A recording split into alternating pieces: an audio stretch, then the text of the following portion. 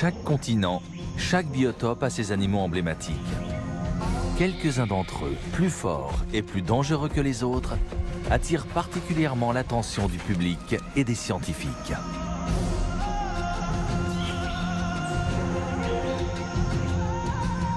Nous avons traversé l'Asie, suivant à la trace ces créatures exceptionnelles.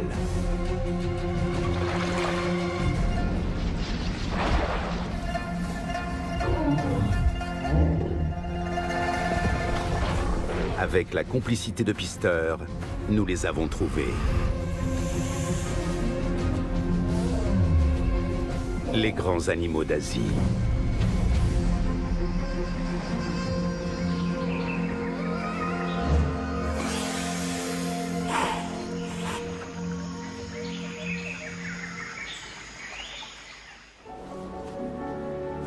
De tous les représentants de leur espèce, les tigres de l'Amour sont ceux qui vivent le plus au nord.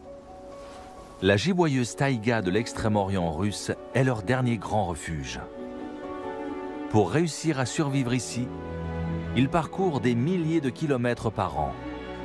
Mais pour combien de temps encore? Cela fait des années que nous sommes sur les traces de ces animaux farouches. Après une expédition dans l'Himalaya, retour en Russie où nous partons une nouvelle fois à la recherche des tigres des neiges.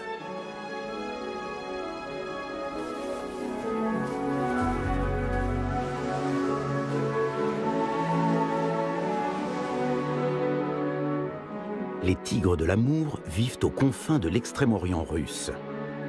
À 3000 km à l'est de la Sibérie, les fleuves Amour et Oussouris délimitent une bande côtière de la taille de l'Allemagne.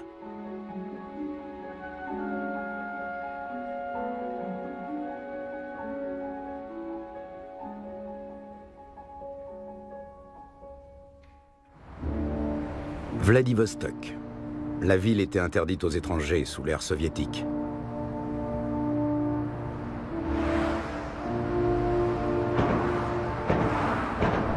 La flotte russe du Pacifique est stationnée ici et dans les baies environnantes. Nous retrouvons Gennady Chalikov, qui est réalisateur animalier. Il nous conduit dans un centre de soins pour animaux sauvages où une première surprise nous attend. 2 jeunes tigres sont récemment arrivés ici. Les bûcherons qui les ont trouvés affamés dans la taïga leur ont sauvé la vie. Les 2 petits pensionnaires sortent déjà se promener aux abords du centre. Qu'est-il arrivé à leur mère? Mystère. Peut-être a-t-elle croisé le chemin de braconniers.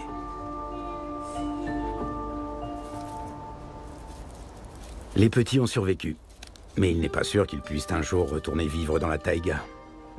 Ils sont devenus trop proches de l'homme dont ils connaissent les habitudes, les odeurs, les bruits.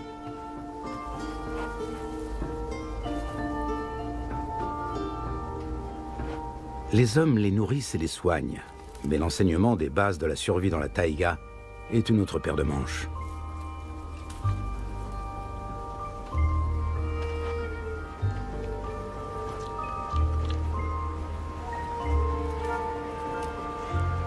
À l'état sauvage, les petits tigres passent 3 à 4 hivers avec leur mère, le temps d'apprendre les techniques de chasse et l'art d'affronter le danger.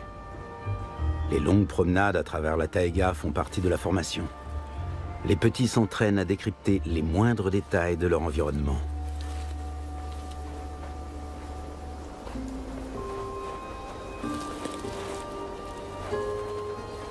Et surtout, à éviter les hommes.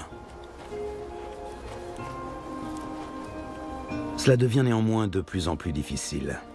Même dans les immensités russes, les tigres ne peuvent plus disposer sans entrave de leur territoire.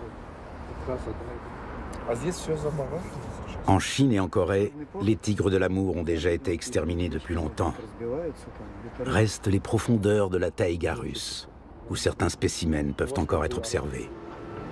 Les habitats traditionnels se sont dégradés en quelques années à peine. Un déclin dû à la déforestation, dont l'ampleur saute aux yeux dès Vladivostok. Du bois pour les industries du Japon, de la Chine ou de la Corée du Sud. La Russie est en train de brader ses richesses, y compris celles de ses contrées extrême-orientales. Combien de millions d'arbres sont abattus et transportés chaque année? Personne ne le sait exactement.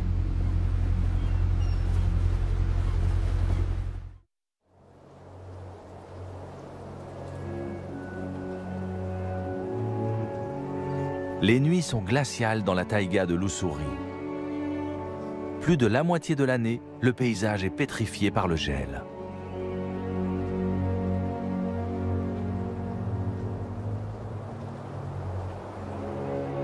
Dans la vallée reculée de la Bikine, les forêts originelles sont encore largement conservées. La rivière sillonne la taïga sur des centaines de kilomètres.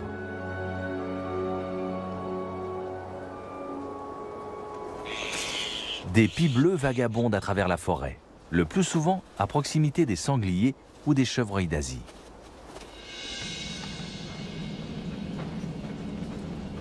Quand un tigre part à la chasse, le silence se fait dans la taïga. Qui sera le premier à repérer l'autre? Voilà qui décide le plus souvent de la vie ou de la mort.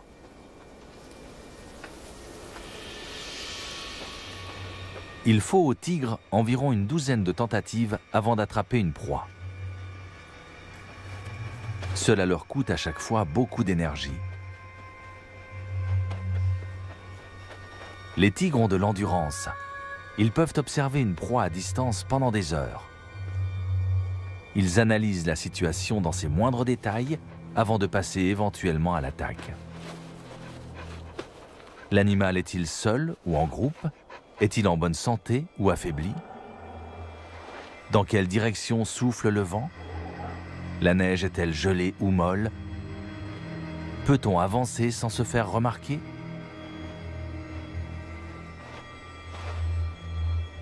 Le grand fauve peut passer à l'attaque d'une seconde à l'autre.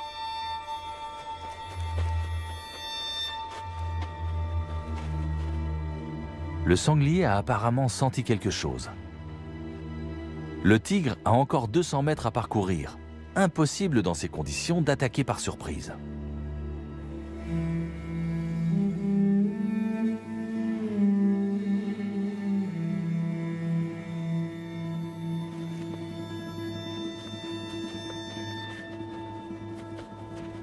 La situation se complique.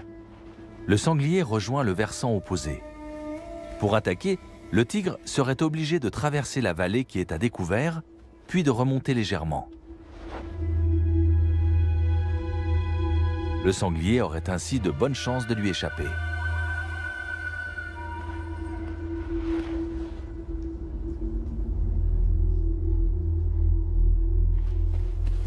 Les sangliers ne voient pas spécialement bien, mais ils ont un odorat et une ouïe très développés.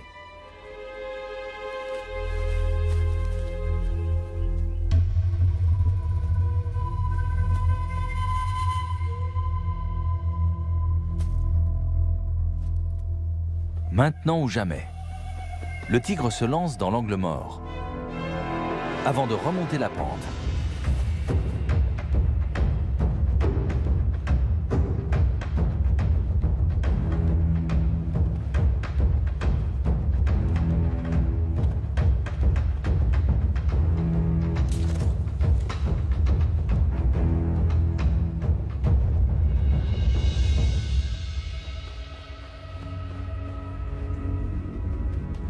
Le jeune chasseur a mal calculé son coup. Le sanglier a pu échapper à la mort en redescendant la pente, prenant ainsi une bonne avance sur son prédateur.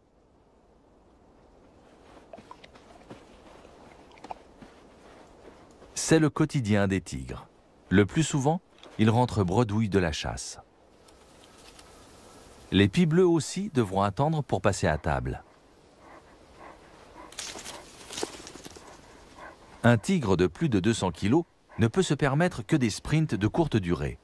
S'il fait trop d'efforts, il risque la surchauffe car son pelage est extrêmement isolant. Un halètement en continu. Il n'y a pas d'autre moyen pour faire baisser la température.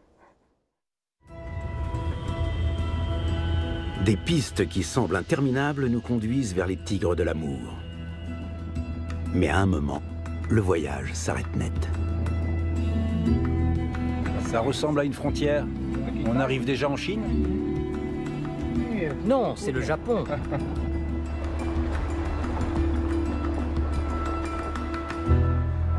Allemagne? Oui. Allemagne. Très bien. Faisons connaissance. Je vous ouvre. Yuri Trouche connaît bien le grand fauve. L'homme est une force de la nature. Pendant plus de 30 ans, il a dirigé une unité spéciale chargée notamment de capturer et déplacer les tigres dits à problème. Il est aujourd'hui à la retraite, mais continue à organiser chaque année des comptages de tigres dans son secteur. Tu voulais filmer des tigres? Cet homme connaît la marche à suivre. C'est difficile, n'est-ce pas? Si je peux vous aider, je le ferai avec plaisir. Gennady Chalikov a manifestement les bons contacts. Dernière mise au point devant le portail en fer. Malgré son scepticisme, Yuri est prêt à nous aider. Ça commence dès demain.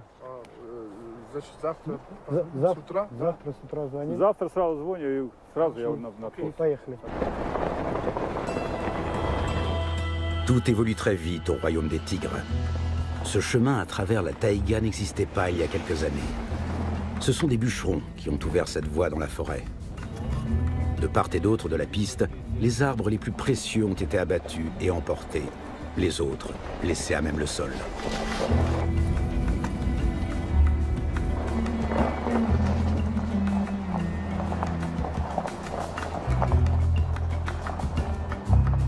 Après les bûcherons, viennent toujours les braconniers, explique Yuri. Et c'est tout aussi destructeur.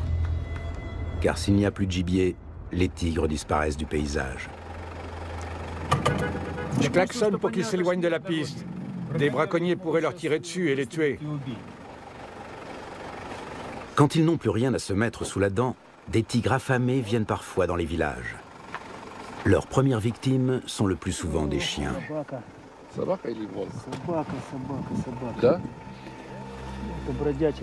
Les tigres ne doivent plus être loin.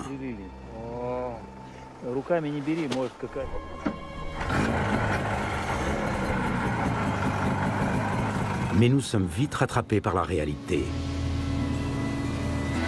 Ici, au pays des tigres de l'amour, tout est loin. Les grands fauves vivent sur des territoires immenses. Ils parcourent facilement 3000 km en hiver. Impossible de les trouver sans motoneige.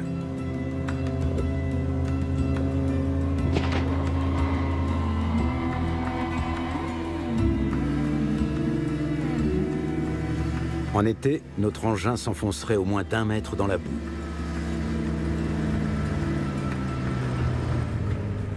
Première trace dans la neige fraîche.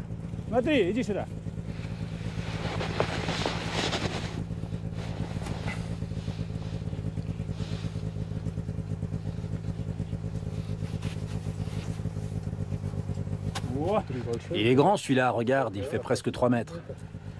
Debout sur les pattes arrière. C'est un mâle. Une sacrée bête. Si le coussinet fait plus de 10 cm, c'est un mâle. Ces traces-là mesurent environ 12 cm. C'est donc un mâle de très grande taille. T'as vu comme il a griffé le tronc? Le plus important, c'est l'urine. Il reste des traces d'urine. Où est l'urine? Ça sent pas trop. Pas trop? Il marque pourtant toujours son territoire. Il laisse systématiquement une marque odorante.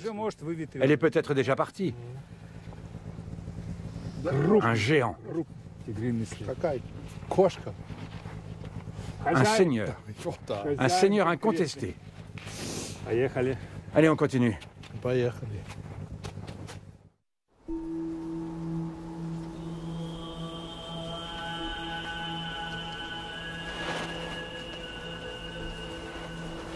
Le tigre mâle a tout son temps.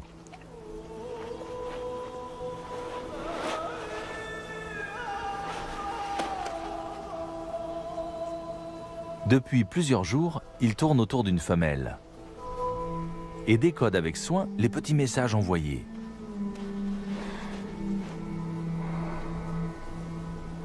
L'animal retrousse ses lèvres dans une curieuse grimace, le flehmen, qui sert à analyser les odeurs grâce à un organe spécial situé sur le palais. Le mâle s'enivre ainsi des effluves de la belle. Patience, tout vient à point à qui sait attendre. La tigresse va bientôt accepter que le mâle s'approche tout près d'elle. La chasse passe pour quelque temps au second plan. Bien que les tigresses soient fécondables plusieurs fois par an, les rencontres sont plutôt rares dans ces immensités.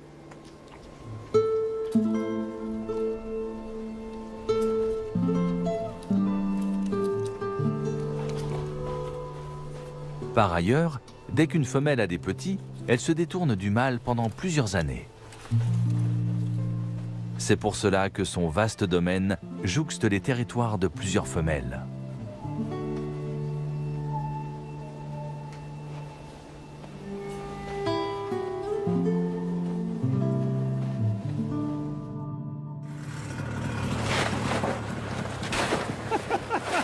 Après plusieurs heures, nous arrivons à la cabane de Yuri, perdue au beau milieu de la taïga. Elle va nous servir de camp de base pendant quelques jours. Autour de nous, des milliers d'hectares de nature sauvage. Les bûcherons n'ont pas encore réussi à arriver jusqu'ici. Une gélinote des bois, juste à côté de la cabane, est là pour en témoigner.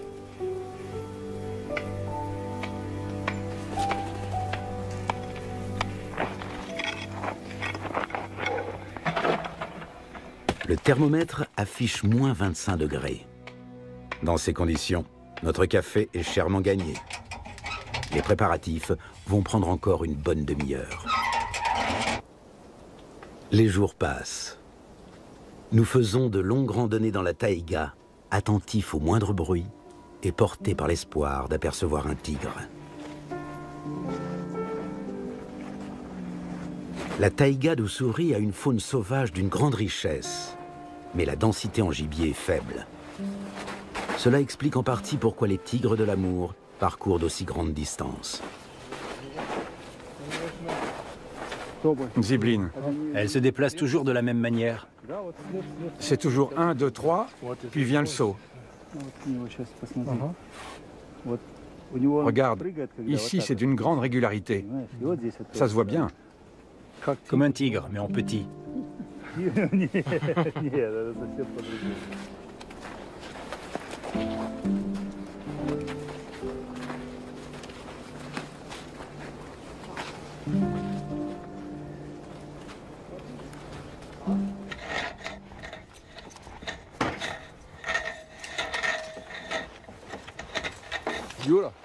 J'y vais, à plus tard.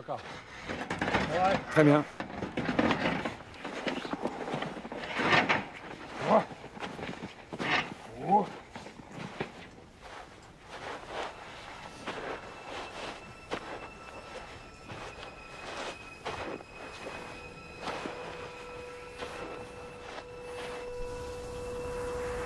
Avec la tombée de la nuit, la taïga prend des allures mystérieuses.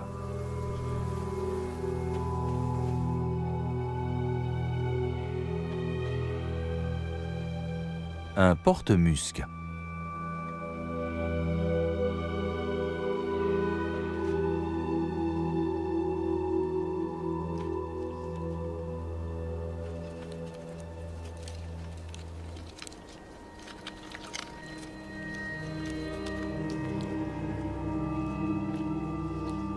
Le mâle a des canines acérées, aussi longues que celles du tigre.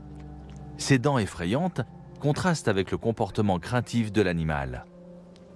Les mâles solitaires n'en font usage qu'occasionnellement, lorsqu'il s'agit d'éloigner un rival. Les porte-muscs, qui se nourrissent d'écorces, de lichens et de petites branches, se sont adaptés à ce milieu inhospitalier. Ils apparaissent au crépuscule, mais au fond, ce sont des créatures nocturnes.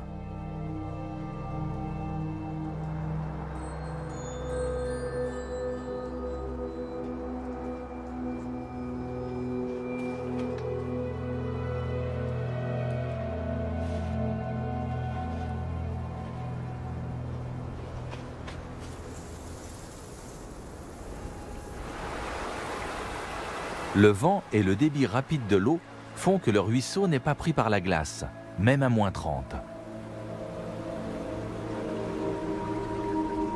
C'est un petit paradis pour le Ketupa de Blakiston, un oiseau magique.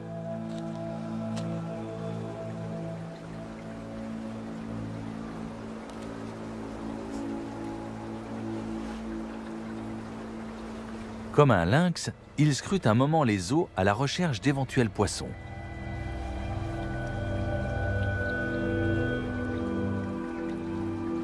Aussi soudainement qu'il était arrivé, il disparaît dans la nuit noire. Pour ne plus revenir.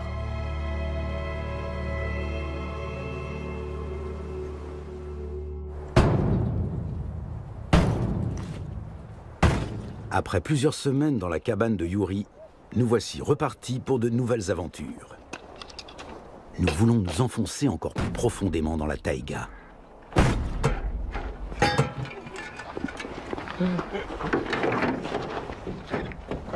Nous réveillons donc le vieil Antonov de sa torpeur hivernale.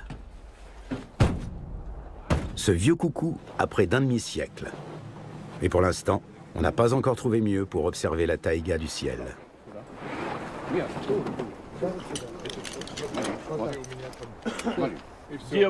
Regarde, on fait comme ça.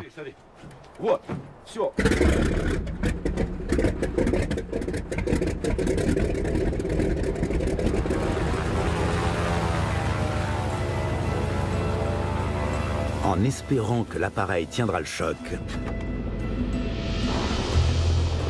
nous décollons.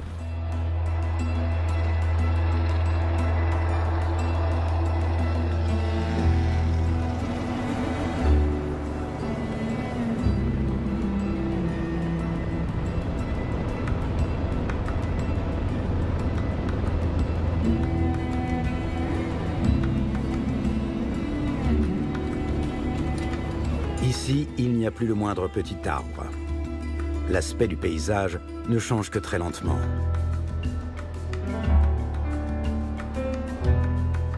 Longtemps, nous survolons une zone défrichée où la nature commence à reprendre ses droits. Et puis, enfin, la vraie taïga se dévoile dans toute sa splendeur. Des arbres à feuilles persistantes, pins blancs de Corée et sapins de Mandchourie, se détachent par petits groupes sur une mer d'arbres à feuilles caduques, chênes, frênes, tilleuls, mais aussi arbres au liège de l'amour et calopanax à 7 lobes. En dehors des tropiques, rares sont les forêts naturelles qui présentent une telle richesse en espèces. Ces larges cicatrices blanches sont le résultat de la déforestation par le feu. Ici aussi, l'homme gagne du terrain.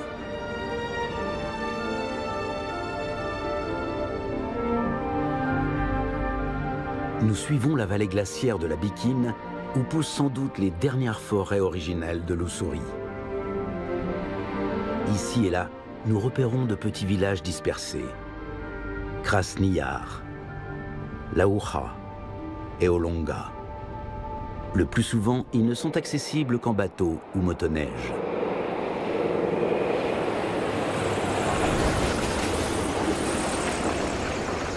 Dans ces petites localités au bord de la Bikine, vivent les derniers Oudégués et Tazes, les descendants des anciens peuples indigènes de Mandchourie. Aujourd'hui encore, la plupart sont chasseurs ou pêcheurs. La préservation de la taïga dans toute sa richesse est pour eux une question de survie.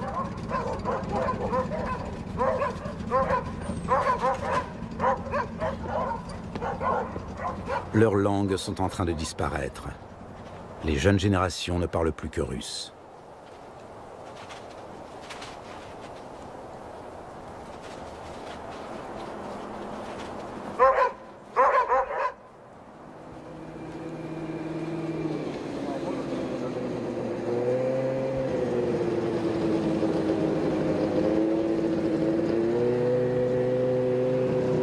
Nous tombons sur les chasseurs que Yuri nous a recommandés. Ici, tout est question de relations. Encore plus pour des étrangers.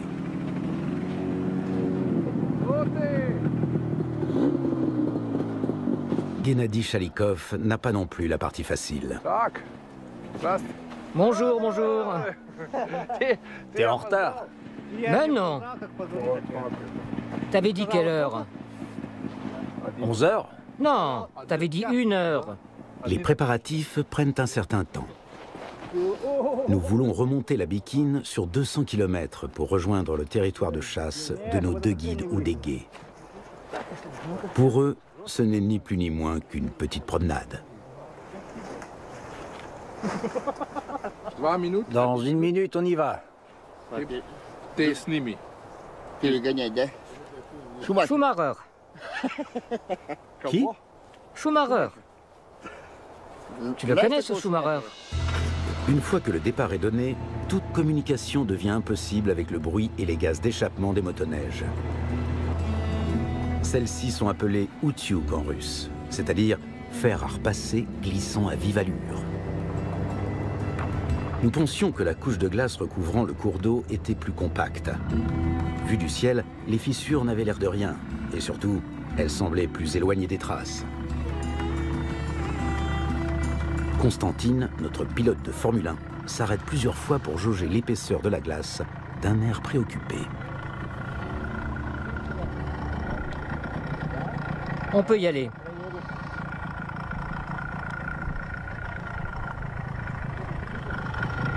Comment peut-il en être si sûr? Un mystère pour nous.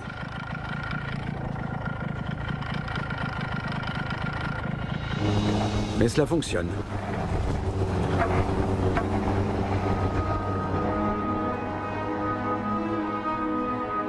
Même au cœur de l'hiver, l'eau coule sous la glace. Sa température peut atteindre jusqu'à 40 degrés de plus que l'air ambiant. La Bikine ne gèle jamais entièrement. L'astuce des Oudégués, se mettre en route de bonne heure. Les zones critiques tiennent mieux grâce aux fortes gelées nocturnes. En revanche, dès que le soleil monte plus haut dans le ciel, il est préférable de quitter la glace. Une offrande aux esprits de la rivière.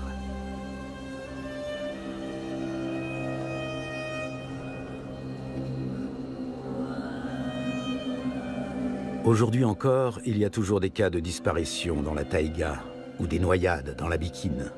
Certains corps ne sont jamais retrouvés.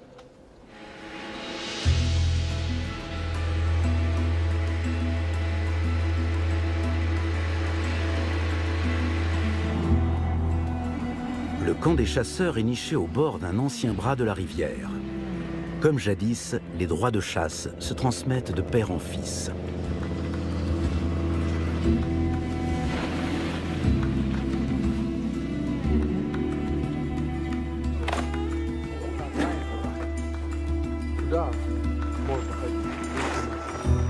Les cerfs, les sangliers. Bien sûr qu'il y en a. Il suffit de s'enfoncer dans la taïga. Et toi, tu penses que tu vas réussir à le voir? Je pense que oui. C'est quand même plutôt rare. Et toi, tu l'as déjà vu? Bien sûr. N'oublie pas que je chasse ici depuis 1982. Depuis le temps, je l'ai forcément vu au moins une fois.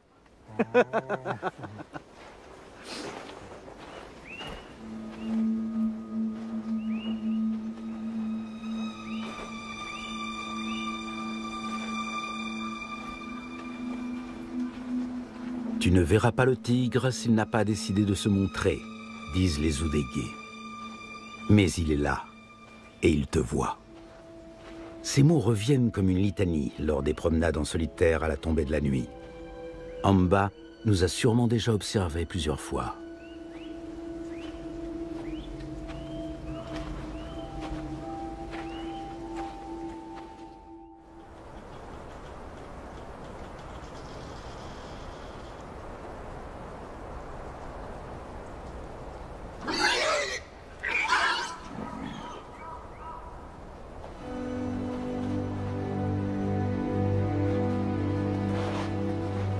Les sangliers sont les proies préférées des tigres de l'Amour. Ils s'en prennent le plus souvent à de jeunes animaux. Une fois attrapé, un jeune sanglier de 50 kg est plus facile à contrôler par un félin de 200 kg qu'un robuste mâle adulte capable de se défendre. Là où il entame la bête, le tigre enlève un maximum de poils.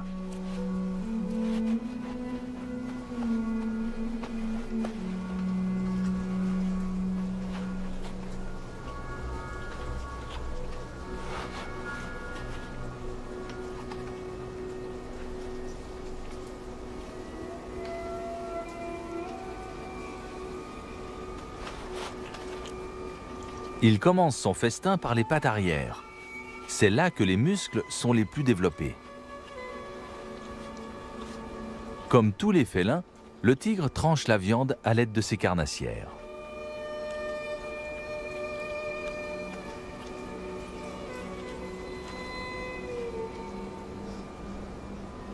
Les pies bleues attendent leur tour.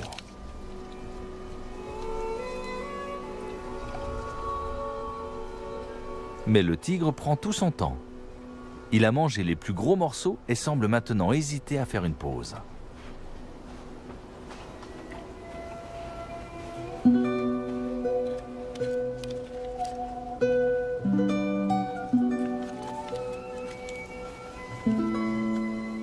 Comme un chat domestique devant son écuelle à moitié vide, il reste près de sa proie.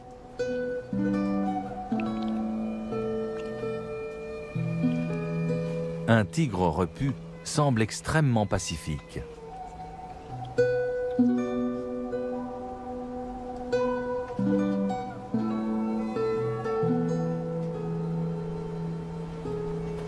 Après une bonne partie de chasse, il n'y a décidément qu'une chose à faire.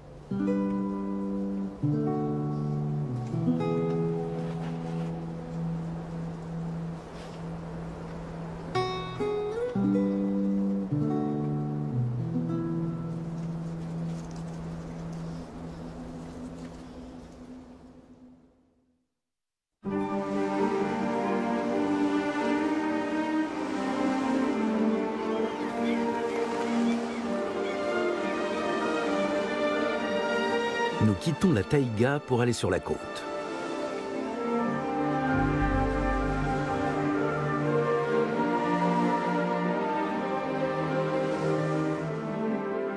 Après avoir remonté le fleuve Ussuri sur 500 km, traversé les contreforts du Cirote Aline, nous voici enfin dans la réserve naturelle de Lasovski.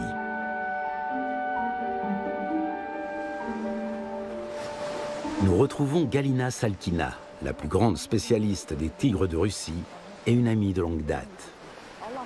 Galina étudie la vie des tigres de l'Amour dans la région côtière bordée par la mer du Japon. Est-ce qu'il y a eu des cas où des tigres s'en sont pris à des phoques? C'est arrivé. Je n'ai pas eu connaissance d'attaques de ce type dans notre réserve. Mais nos collègues du Cirote Aline ont déjà été confrontés à ça. Toujours et encore, on voit rôder des tigres sur la côte, alors qu'il s'agit d'un paysage ouvert. Nous les avions filmés ici, il y a quelques années. Galina ne tarde pas à trouver la première trace fraîche. D'après la taille du coussinet, c'est une femelle. La tigresse est-elle encore près d'ici, sur un versant ensoleillé avec vue sur la mer?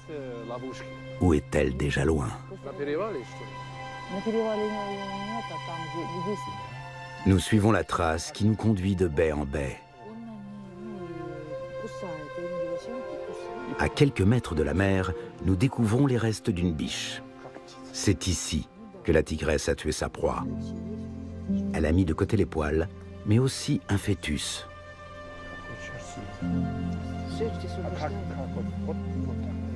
Le reste a disparu.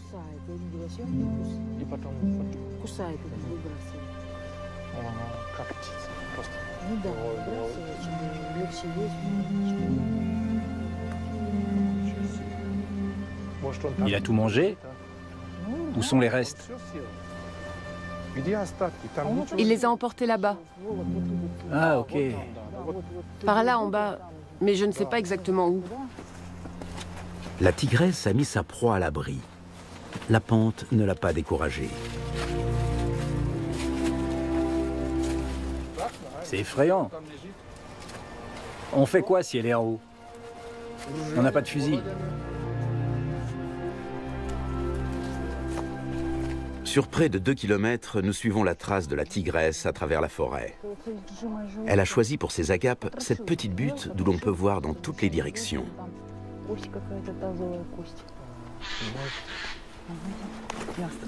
Attends, stop. Il est peut-être tout près, soyons prudents. C'est quand même la proie d'un tigre.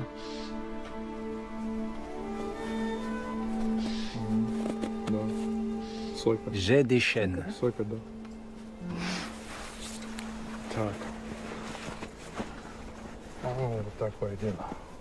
C'est tout récent. Étonnant tout de même que la tigresse ait traîné une proie de ce gabarit aussi loin dans la forêt. Il y a environ 40 kilos de viande sur une biche de cette taille. La tigresse l'a sans doute mangée en 2 ou 3 étapes.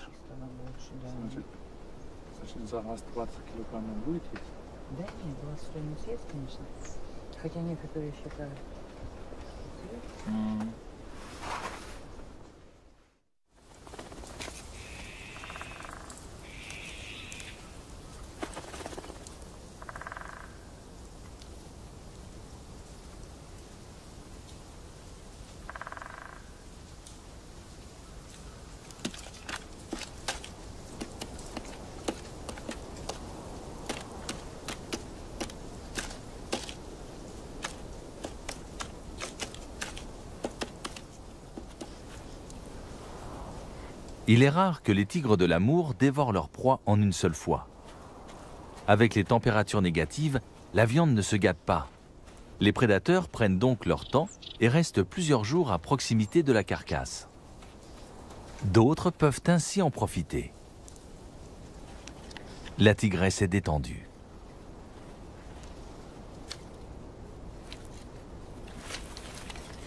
Mais elle ne lâche pas sa proie des yeux. Les mésanges charbonnières n'ont plus beaucoup de temps devant elles. Quand les pies bleues passeront à table, ce sera moins agréable. Celles-ci sont très prudentes. Elles attendent toujours qu'un autre fasse le premier pas.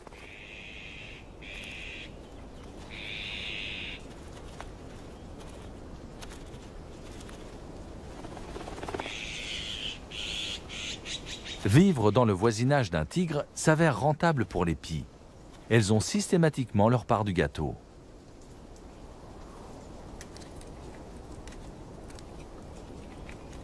Mais pourquoi les tigres, qui aiment le calme, tolèrent-ils la présence de cette bruyante assemblée? Parce qu'ils y trouvent eux aussi un intérêt. Les infatigables mésanges charbonnières leur désignent par leurs cris et leur comportement les endroits où il y a des proies. Quand la neige est haute, cela leur évite de s'engager inutilement sur des chemins où la progression est difficile.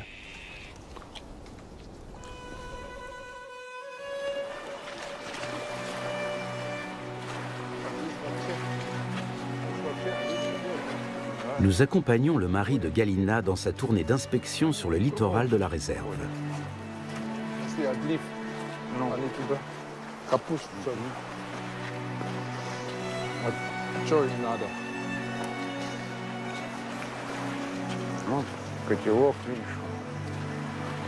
Les objets échoués sur la plage ont toujours une histoire à raconter. On dirait que des braconniers ont tiré dessus.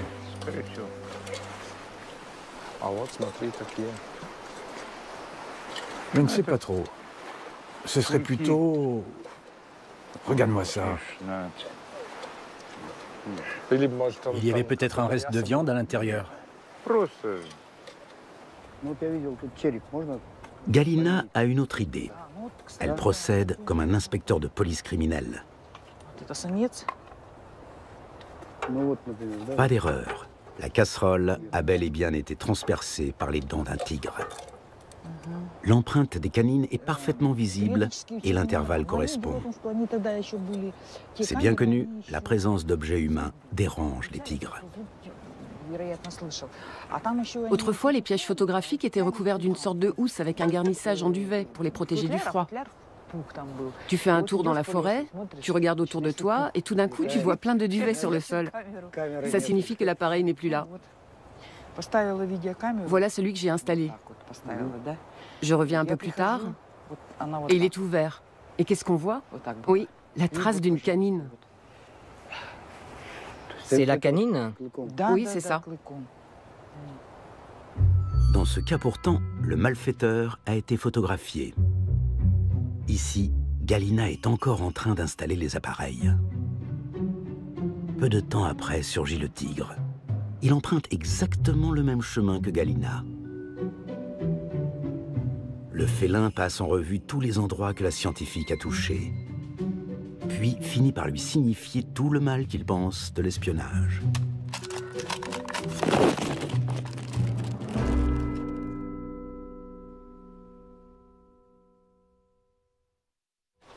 Notre expédition touche à sa fin. Nous avons découvert une foule de choses sur l'un des prédateurs les plus spectaculaires d'Asie. Nous avions souvent l'impression d'être sur la trace d'un fantôme, ou plutôt d'une sorte de sphinx de la taïga. Il ne nous quittait pas des yeux, tout ça pour ne pas être vu. Une cachette au milieu des rochers du littoral, c'est l'occasion pour nous de boucler la boucle. Il y a des années, c'est ici que nous avions réussi à filmer pour la première fois des tigres de l'amour sur la côte du Pacifique.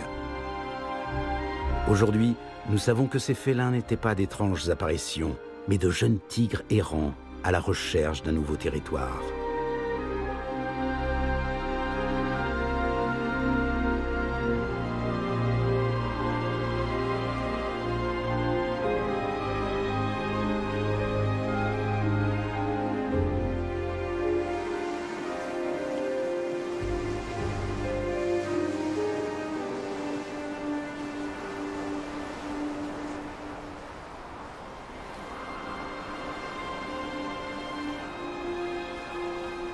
Ils ne peuvent pas traverser la mer, les tigres des forêts de l'Ussuri.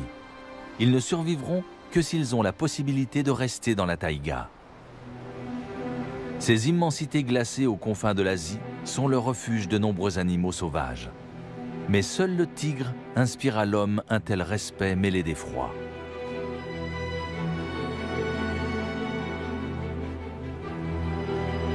Dans ce duel au cœur d'une taïga chaque jour un peu plus saccagée, le grand fauve aura-t-il le dernier mot? Rien n'est moins sûr.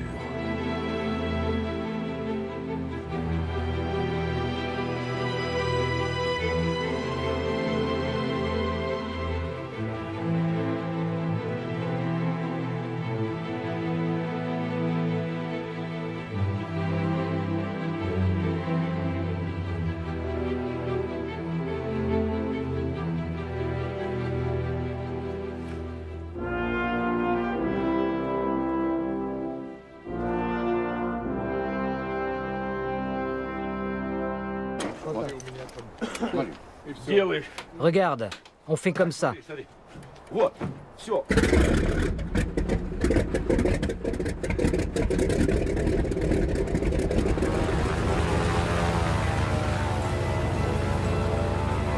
En espérant que l'appareil tiendra le choc,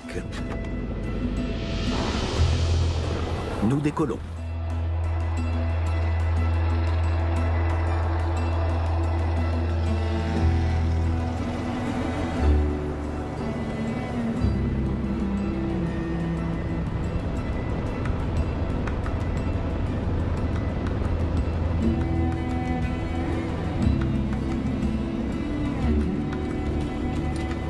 Ici, il n'y a plus le moindre petit arbre. L'aspect du paysage ne change que très lentement.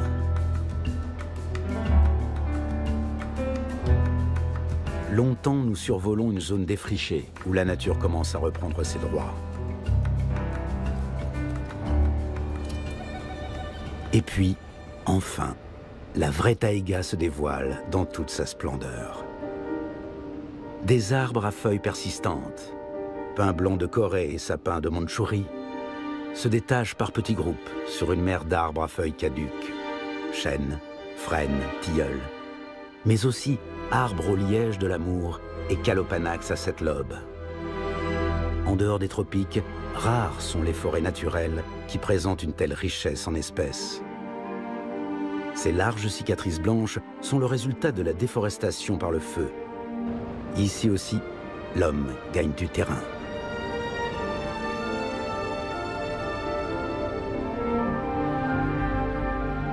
Nous suivons la vallée glaciaire de la Bikine, où poussent sans doute les dernières forêts originelles de l'Ussuri. Ici et là, nous repérons de petits villages dispersés. Krasny Yar, Laoucha et Olonga. Le plus souvent, ils ne sont accessibles qu'en bateau ou motoneige.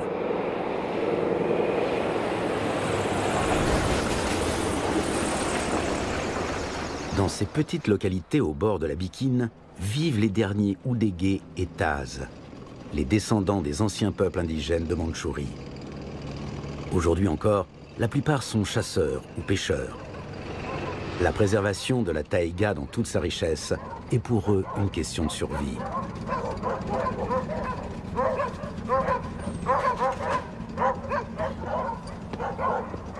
Leurs langues sont en train de disparaître.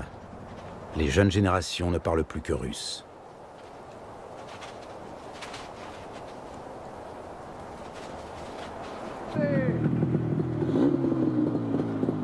Gennady Chalikov n'a pas non plus la partie facile. Bonjour, bonjour. T'es en retard. Mais non. T'avais dit quelle heure? 11 heures? Non, t'avais dit 1 heure. Les préparatifs prennent un certain temps. Nous voulons remonter la Bikine sur 200 km pour rejoindre le territoire de chasse de nos 2 guides Oudégués. Pour eux, ce n'est ni plus ni moins qu'une petite promenade. Dans 1 minute, on y va. Schumacher. Qui? Schumacher. Tu le connais, ce Schumacher? Une fois que le départ est donné, toute communication devient impossible avec le bruit et les gaz d'échappement des motoneiges. Celles-ci sont appelées outyuk en russe, c'est-à-dire fer à repasser glissant à vive allure. Nous pensions que la couche de glace recouvrant le cours d'eau était plus compacte. Vu du ciel, les fissures n'avaient l'air de rien, et surtout, elles semblaient plus éloignées des traces. Constantine, notre pilote de Formule 1, s'arrête plusieurs fois pour jauger l'épaisseur de la glace d'un air préoccupé. On peut y aller.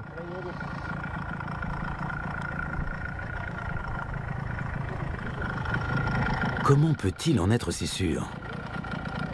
Un mystère pour nous.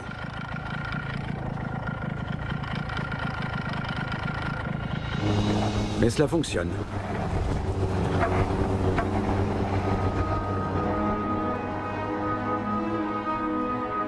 Même au cœur de l'hiver, l'eau coule sous la glace. Sa température peut atteindre jusqu'à 40 degrés de plus que l'air ambiant. La Bikine ne gèle jamais entièrement. L'astuce des Oudégués, se mettre en route de bonne heure. Les zones critiques tiennent mieux grâce aux fortes gelées nocturnes. En revanche, dès que le soleil monte plus haut dans le ciel, il est préférable de quitter la glace. Une offrande aux esprits de la rivière.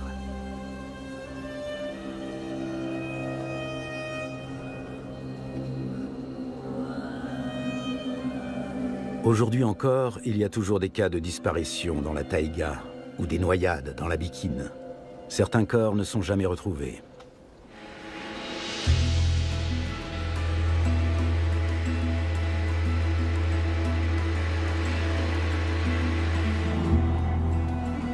Le camp des chasseurs est niché au Bon, où poussent sans doute les dernières forêts originelles de l'Ussuri. Ici et là, nous repérons de petits villages dispersés. Krasny Yar, Laoucha et Olonga. Le plus souvent, ils ne sont accessibles qu'en bateau ou motoneige.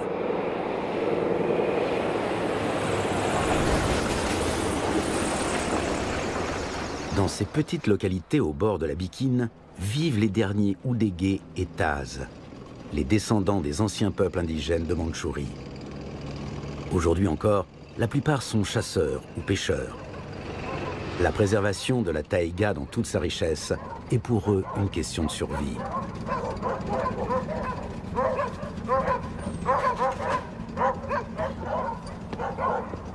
leurs langues sont en train de disparaître. Les jeunes générations ne parlent plus que russe.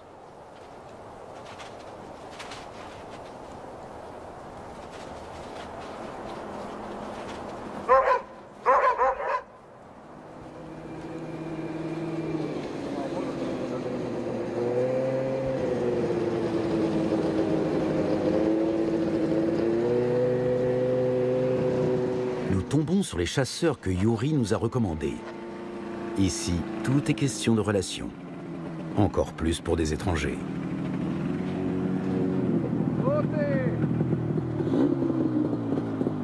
Gennady Chalikov n'a pas non plus la partie facile. Bonjour, bonjour. T'es en retard. Mais non. T'avais dit quelle heure? 11 heures? Non, t'avais dit 1 heure. Les préparatifs prennent un certain temps. Nous voulons remonter la Bikine sur 200 km pour rejoindre le territoire de chasse de nos 2 guides ou des guets. Pour eux, ce n'est ni plus ni moins qu'une petite promenade. Dans 1 minute, on y va. Schumacher. Qui? Schumacher. Tu le connais, ce Schumacher? Une fois que le départ est donné, toute communication devient impossible avec le bruit et les gaz d'échappement des motoneiges. Celles-ci sont appelées outyuk en russe, c'est-à-dire fer à repasser glissant à vive allure. Nous pensions que la couche de glace recouvrant le cours d'eau était plus compacte. Vu du ciel, les fissures n'avaient l'air de rien, et surtout, elles semblaient plus éloignées des traces. Constantine, notre pilote de Formule 1, s'arrête plusieurs fois pour jauger l'épaisseur de la glace d'un air préoccupé.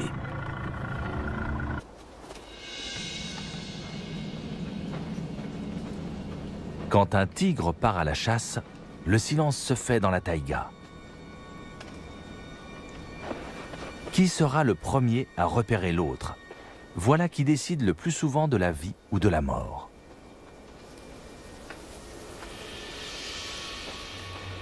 Il faut au tigre environ une douzaine de tentatives avant d'attraper une proie. Cela leur coûte à chaque fois beaucoup d'énergie. Les tigres ont de l'endurance. Ils peuvent observer une proie à distance pendant des heures. Ils analysent la situation dans ses moindres détails avant de passer éventuellement à l'attaque. L'animal est-il seul ou en groupe? Est-il en bonne santé ou affaibli? Dans quelle direction souffle le vent? La neige est-elle gelée ou molle? Peut-on avancer sans se faire remarquer?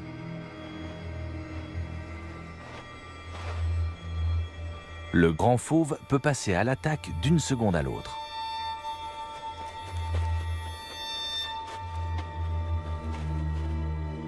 Le sanglier a apparemment senti quelque chose.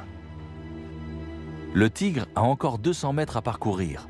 Impossible dans ces conditions d'attaquer par surprise.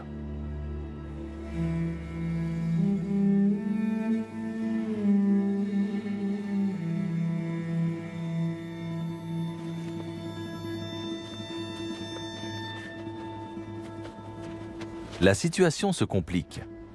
Le sanglier rejoint le versant opposé. Pour attaquer, le tigre serait obligé de traverser la vallée qui est à découvert, puis de remonter légèrement. Le sanglier aurait ainsi de bonnes chances de lui échapper.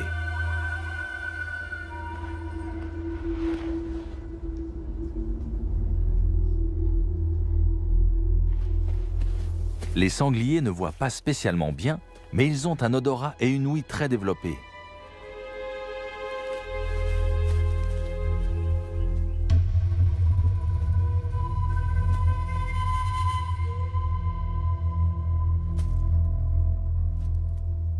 Maintenant ou jamais, le tigre se lance dans l'angle mort, avant de remonter la pente.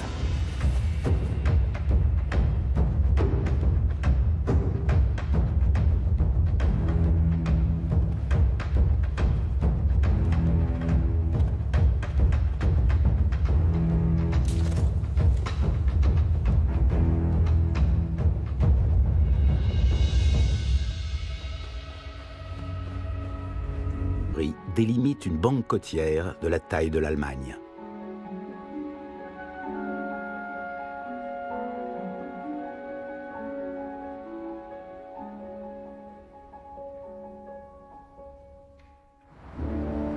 Vladivostok. La ville était interdite aux étrangers sous l'ère soviétique.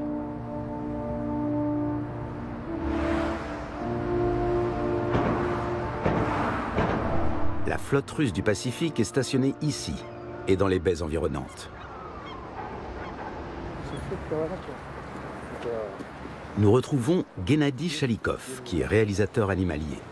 Il nous conduit dans un centre de soins pour animaux sauvages où une première surprise nous attend. 2 jeunes tigres sont récemment arrivés ici. Les bûcherons qui les ont trouvés affamés dans la taïga leur ont sauvé la vie. Les 2 petits pensionnaires sortent déjà se promener aux abords du centre. Qu'est-il arrivé à leur mère? Mystère. Peut-être a-t-elle croisé le chemin de braconniers.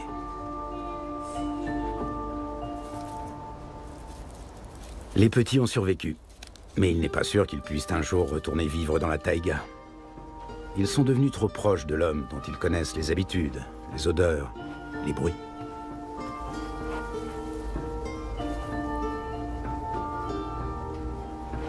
Les hommes les nourrissent et les soignent, mais l'enseignement des bases de la survie dans la taïga est une autre paire de manches.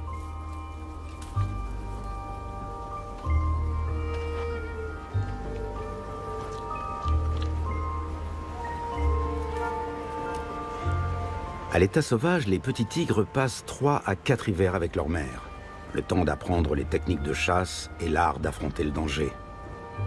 Les longues promenades à travers la taïga font partie de la formation. Les petits s'entraînent à décrypter les moindres détails de leur environnement.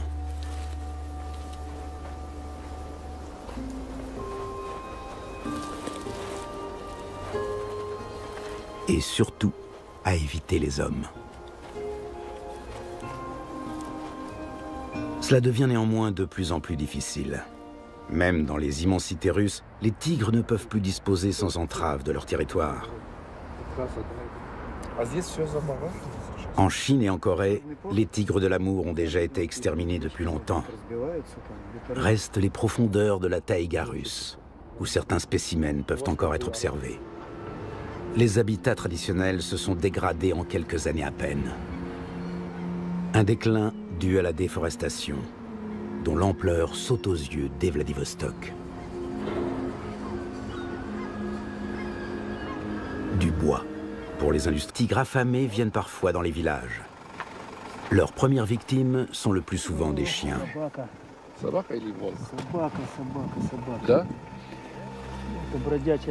Les tigres ne doivent plus être loin.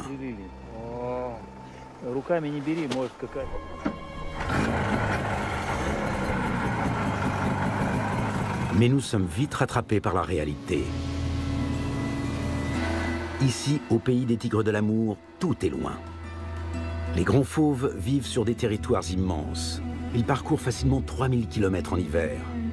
Impossible de les trouver sans motoneige.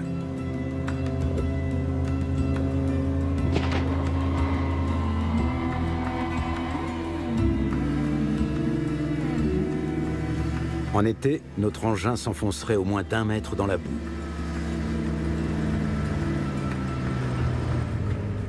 Première trace dans la neige fraîche.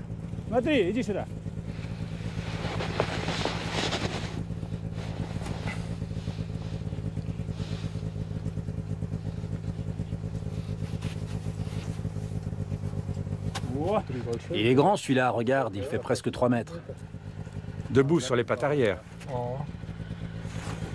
C'est un mâle. Une sacrée bête. Si le coussinet fait plus de 10 cm, c'est un mâle. Ces traces-là mesurent environ 12 cm. C'est donc un mâle de très grande taille. T'as vu comme il a griffé le tronc? Le plus important, c'est l'urine. Il reste des traces d'urine.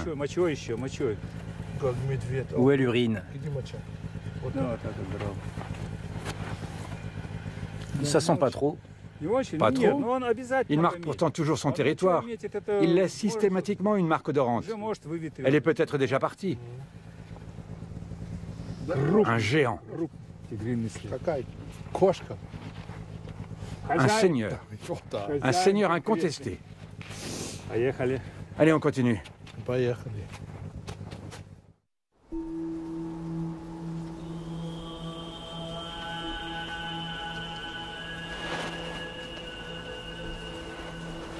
Le tigre mâle a tout son temps.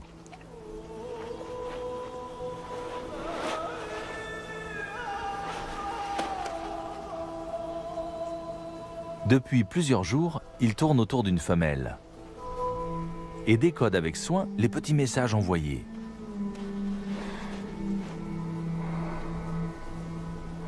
L'animal retrousse ses lèvres dans une curieuse grimace, le phlémen, qui sert à analyser les odeurs grâce à un organe spécial situé sur le palais. Le mâle s'enivre ainsi des effluves. Ça ressemble à une frontière. On arrive déjà en Chine? Non, c'est le Japon.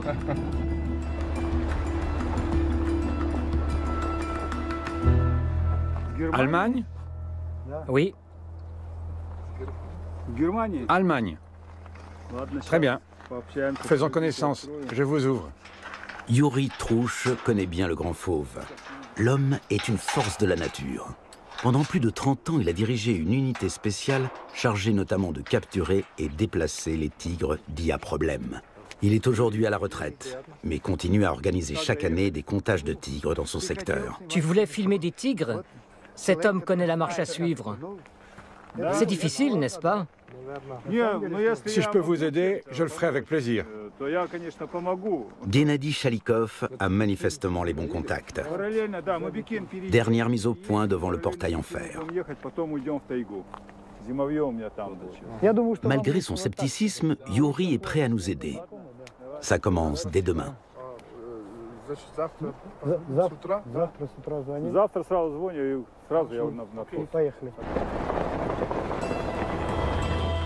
Tout évolue très vite au royaume des tigres. Ce chemin à travers la taïga n'existait pas il y a quelques années. Ce sont des bûcherons qui ont ouvert cette voie dans la forêt. De part et d'autre de la piste, les arbres les plus précieux ont été abattus et emportés. Les autres, laissés à même le sol.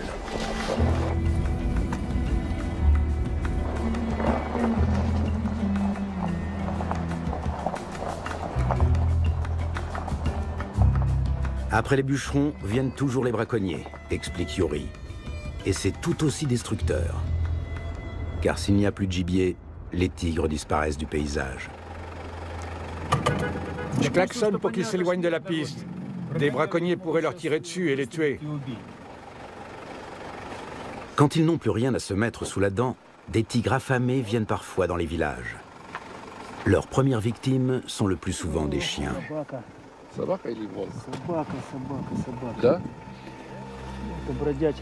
Les tigres ne doivent plus être loin.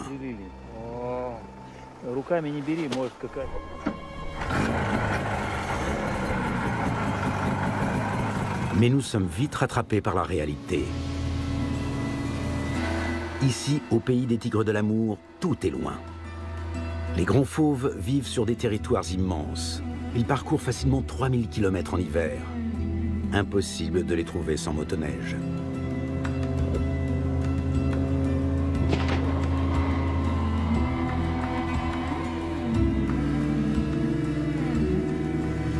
En été, notre...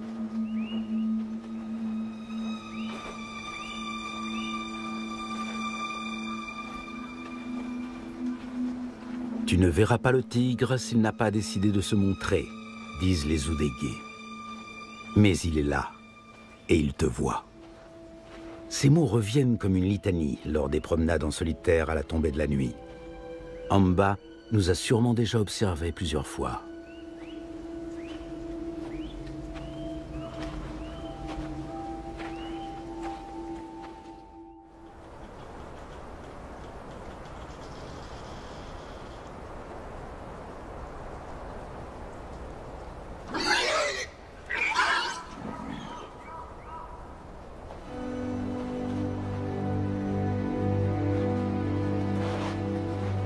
Les sangliers sont les proies préférées des tigres de l'amour.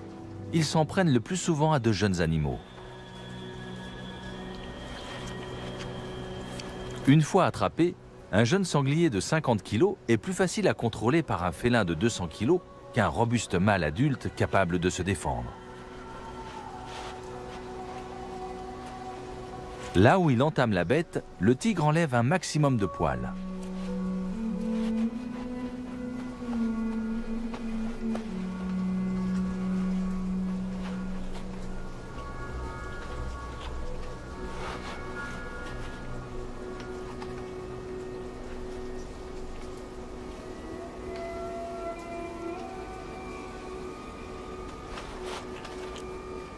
Il commence son festin par les pattes arrière.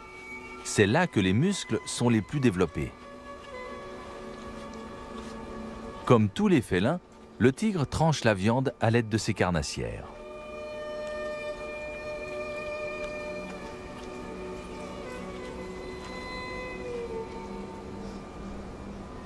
Les pies bleues attendent leur tour.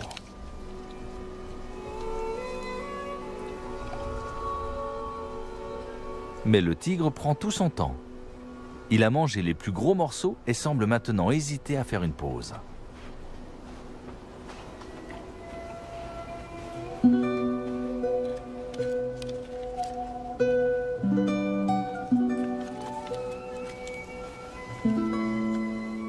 Comme un chat domestique devant son écuelle à moitié vide, il reste près de sa proie.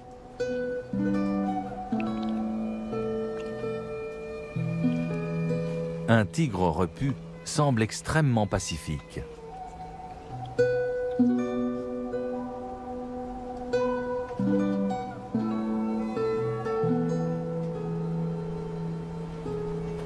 Après une... Les braconniers pourraient leur tirer dessus et les tuer.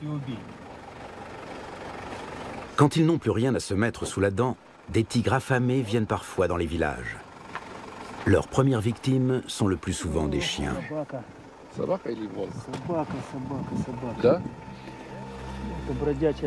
Les tigres ne doivent plus être loin.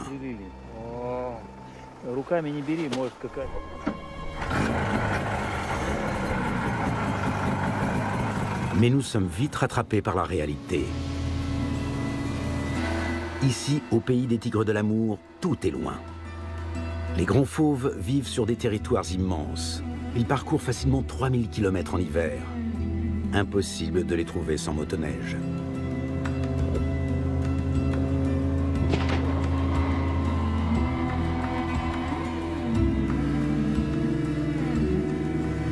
En été, notre engin s'enfoncerait au moins d'1 mètre dans la boue.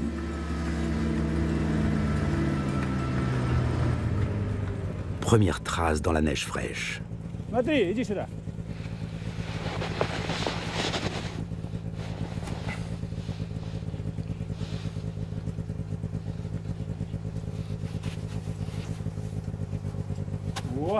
Il est grand celui-là, regarde, il fait presque 3 mètres. Debout sur les pattes arrière. C'est un mâle. Une sacrée bête. Si le coussinet fait plus de 10 cm, c'est un mâle. Ces traces-là mesurent environ 12 cm. C'est donc un mâle de très grande taille. T'as vu comme il a griffé le tronc? Le plus important, c'est l'urine. Il reste des traces d'urine. Où est l'urine? Ça sent pas trop. Pas trop. Il marque pourtant toujours son territoire. Il laisse systématiquement une marque odorante. Elle est peut-être déjà partie. Un géant. Un seigneur. Un seigneur incontesté. Allez, on continue.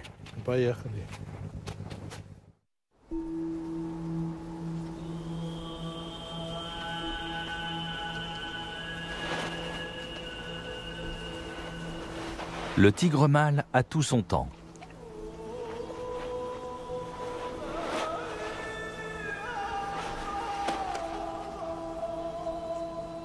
Depuis plusieurs jours, il tourne autour d'une femelle et décode avec soin les petits messages envoyés.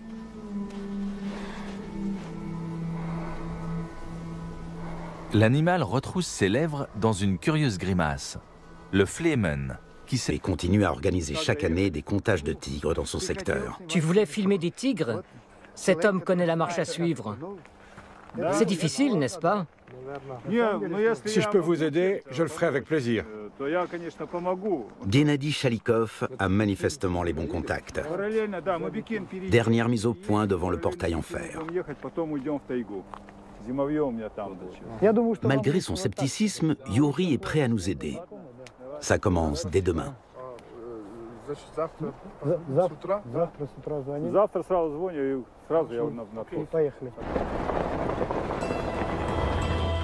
Tout évolue très vite au royaume des tigres.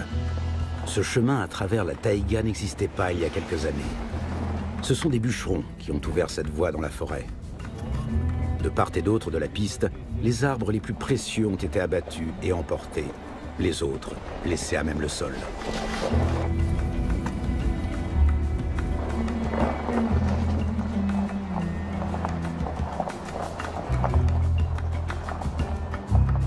Après les bûcherons, viennent toujours les braconniers, explique Yuri. Et c'est tout aussi destructeur. Car s'il n'y a plus de gibier, les tigres disparaissent du paysage. Je klaxonne pour qu'ils s'éloignent de la piste. Des braconniers pourraient leur tirer dessus et les tuer. Quand ils n'ont plus rien à se mettre sous la dent, des tigres affamés viennent parfois dans les villages. Leurs premières victimes sont le plus souvent des chiens.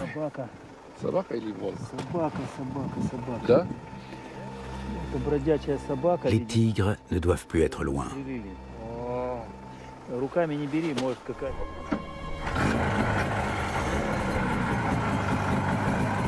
Mais nous sommes vite rattrapés par la réalité.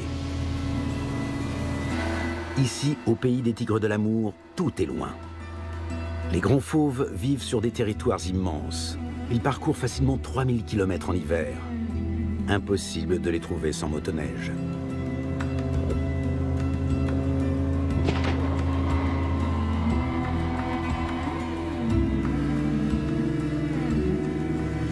En été, notre engin s'enfoncerait au moins d'1 mètre dans la boue.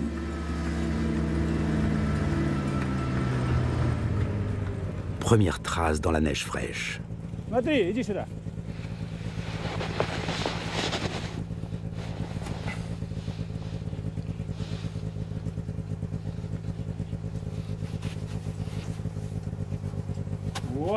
Il est grand celui-là, regarde, il fait presque 3 mètres.